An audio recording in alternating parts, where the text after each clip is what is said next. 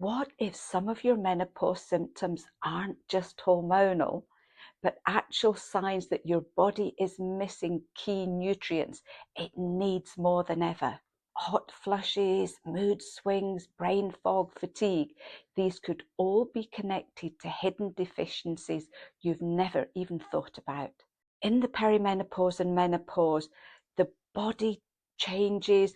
There's huge shifts, both emotionally, physically, and hormonally. So your nutritional needs go sky high. Further to that, the majority of us are suffering from stress just from day-to-day life. So that can really deplete our vitamin and mineral stores. We have digestive changes. Our digestion can get weaker, which means we're absorbing less than what we used to do. So all of these can have a huge impact on what our body needs and what it's not getting. Now, I'm sure you've heard me talk about things like magnesium, B vitamins, iron, vitamin D, vitamin B12, but there are a few nutrients that are often really overlooked. So today I'm going to look at what you may be missing and how you can help yourself just to get more of them. So number one is iodine. We know that iodine is really important for healthy thyroid function. And one of the things that I've noticed over the years, in our experience, is that thyroid function is obviously one of the first things that can be affected. And we don't know about it. The changes can be so subtle. And even if you go and get tests done, nothing might show up, but the changes are already happening. Once your thyroid function starts to underwork, so we're talking here about an underactive thyroid, even if you're borderline, you can end up with symptoms such as low mood, anxiety, depression, hair loss, weight gain, muscle aches and pains. It can affect your nails and your skin and your hair.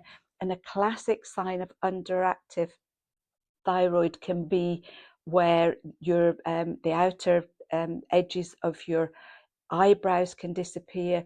You can get a lot of very sudden hair loss as well. So what can you do about this?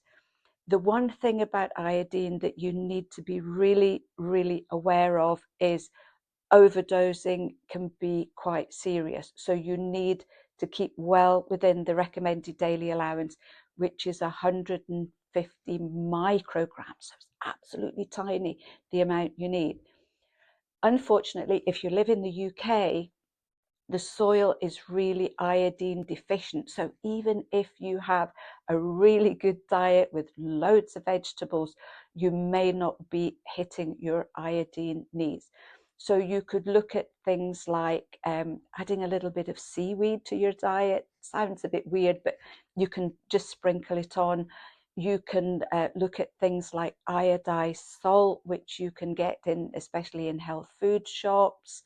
The other things that you can look at would be to take a kelp supplement. Again, be really careful of the dose. We have our kelp tablets, which we can recommend for helping to support healthy thyroid function. I've been taking it for years because I know for me, I felt it was one of the things that I really needed in the perimenopause and the menopause. But again, please be really careful with this one.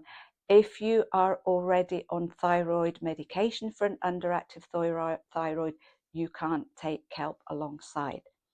Number two is a mineral called selenium. Again, this is one you need in tiny, tiny amounts. So you're looking at the recommended daily allowance is about 55 micrograms. But selenium is really important. It's a powerful antioxidant. It's really good for inflammation. And it's really important for helping to support immune function.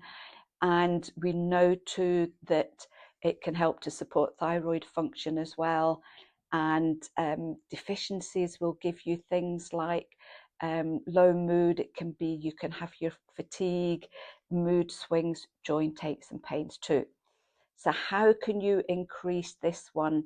The main thing you can look at, Brazil nuts apparently are extremely high in selenium, and you only need 2 a day to fit into your daily diet. So if you like nuts, 1 or 2 nuts a day would be really beneficial.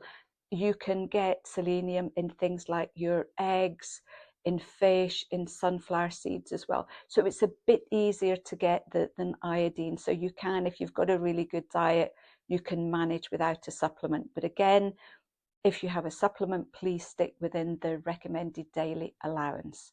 Third one is vitamin E. This is another one that's really important. It's a powerful antioxidant. It protects cell. It can be really good for heart health too. So low vitamin E can give you things like hot flushes, believe it or not. It can cause things like brain fog, really dry skin. Again, for most of you, as long as you have a really good varied diet, you'll be getting enough vitamin E in your foods. So it'd be things like your nuts and seeds, your wheat germ, things like seed oils, like sunflower seed oil.